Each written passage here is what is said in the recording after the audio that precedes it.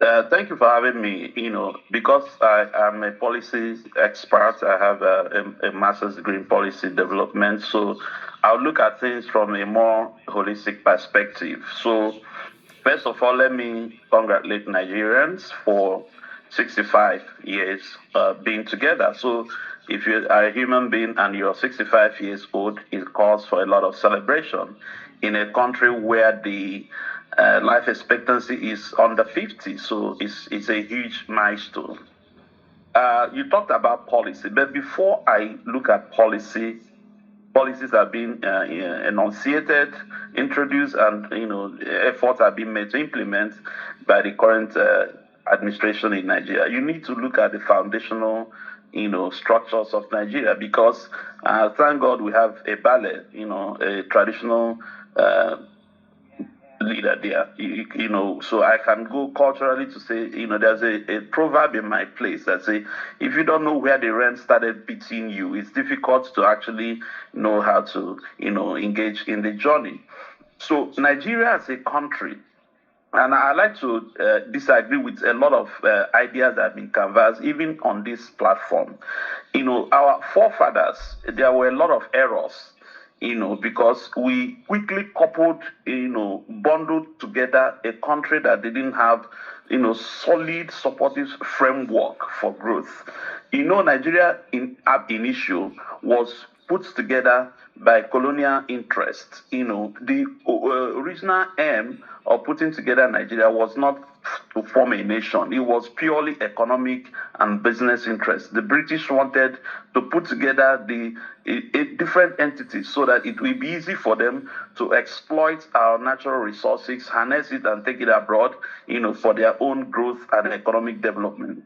So, because of the enthusiasm about independence, those of our early leaders who went abroad, had education, had exposure with who had international contact, decided that it was time to free us from that clutches of colonialism, and and the British bit by bit dictated, from the word go, how that formation of Nigeria happened. And so ordinarily, so there was no organic and natural evolution of a country. So first of all, you need to build a nation.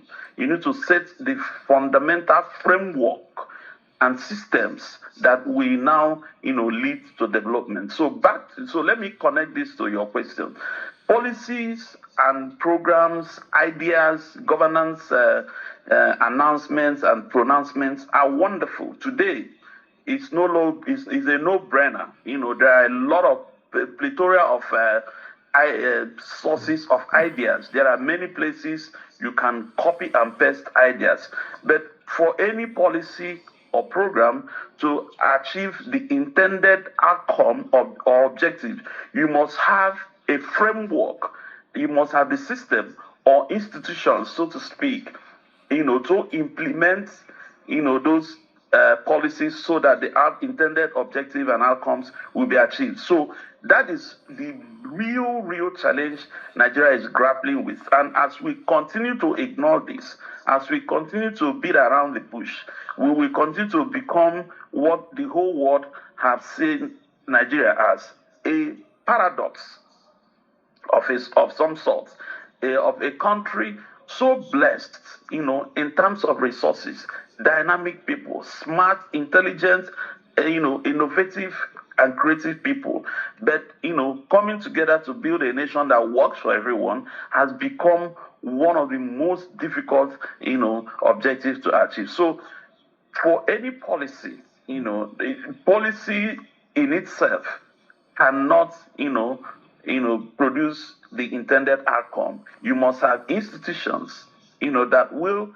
First, you must have the kind of leaders that understand what at a time should be the policy direction of the country, both political, economic, social, and otherwise. So if you have leaders who are thinking, who have Stone Age mentality, who have Stone Age psychological makeup, they cannot, generate policies in 21st century that can develop any country. The world the speed at which the world is moving in terms of development, it's becoming increasingly very challenging and difficult for Nigeria with the kind of structure that we are running to catch up, to even start the journey, not even to talk about catching up. So, what if you ask me, our focus and our conversation in Nigeria today should, be limited in terms of looking at policies and pronouncements of government, flowery speeches by politicians, so those things they may have very positive and good intentions and content, but when it comes to the implementation, you find out that there's a lot of mismatch. There's a lot of it's not adding up. So, and that's why we are not generating the kind of outcome that we have always intended to have. Okay, thank you very much, Honorable Chinenye and Maogu. Thank you for your submission. Now, Bale, let me come to you. Honorable Chinenye.